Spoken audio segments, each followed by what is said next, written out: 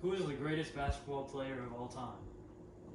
Hi, I'm Chris Wiles, and I'm here to persuade you today on why LeBron James is better than Michael Jordan. This topic is already relevant today because this debate is already one of the biggest topics in the sports world. With LeBron one win away from his fourth title and Game 6 happening tonight, will this argument be put to rest? Michael Jordan was surrounded with arguably one of the best teams of all time, and throughout his career always played with good role players or at least one other all-star on his team. LeBron James hasn't been as lucky in his career, however has still taken a team to the finals. Well, he was the only superstar on that team, and this was shown in 2018 as he played the Golden State Warriors in the finals, who is arguably one of the best teams of all time, if not the best team of all time. He came up short, however, hit 3 game winners that series in the playoffs to get them to that spot, and averaged some ridiculous stats to carry his team to that position.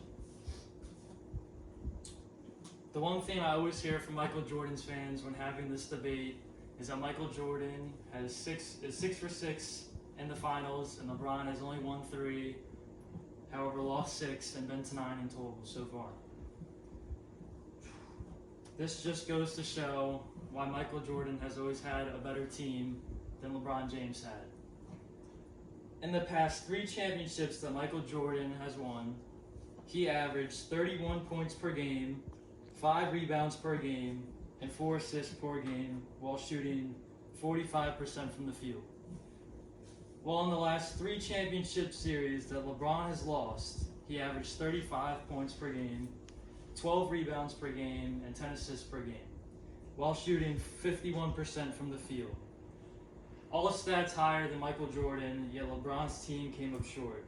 This just goes to show how much better and more talented the NBA is getting, and the competition that LeBron has had to go up against that Michael Jordan did not have to. It's crazy that LeBron averaged these stats and still came up short. However, they can still be used against Michael Jordan in this debate.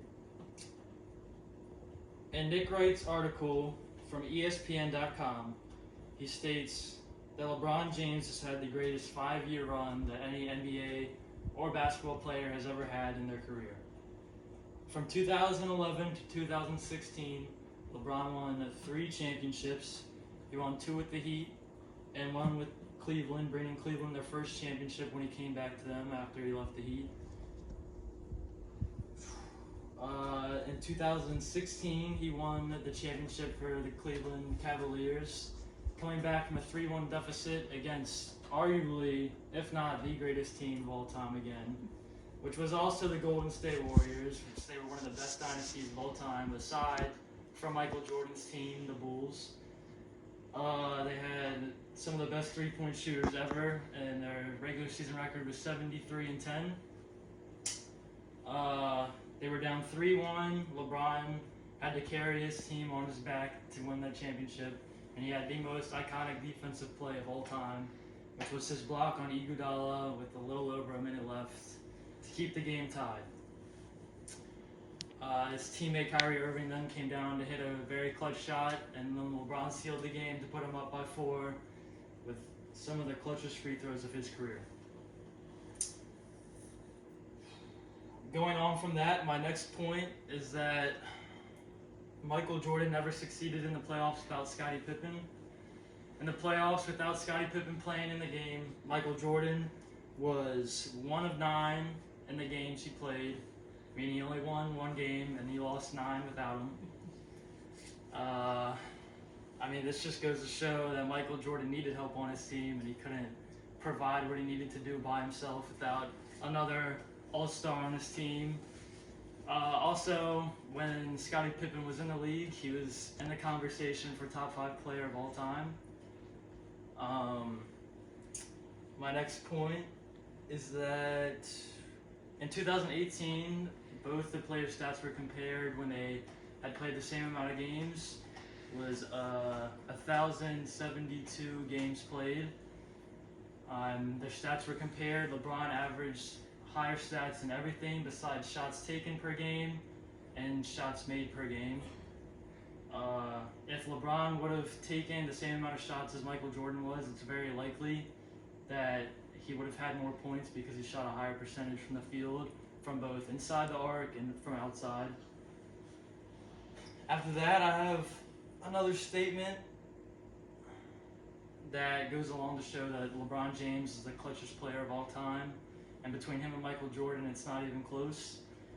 As Michael Jordan has 25 game-winning shots in his career combined of postseason and regular season, while LeBron has 17 in the postseason and 18 in the regular season, shooting the highest percentage in the clutch by any player. He holds the highest shot percentage in the last minute of the game and the last 10 seconds of the game.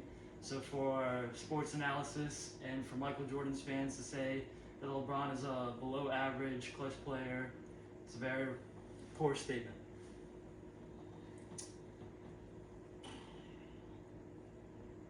LeBron James is going to play in his 4th championship title tonight. He's up 3-2 against the Miami Heat, and the GOAT debate is very strong today. If he wins this, will it be enough to put it to sleep?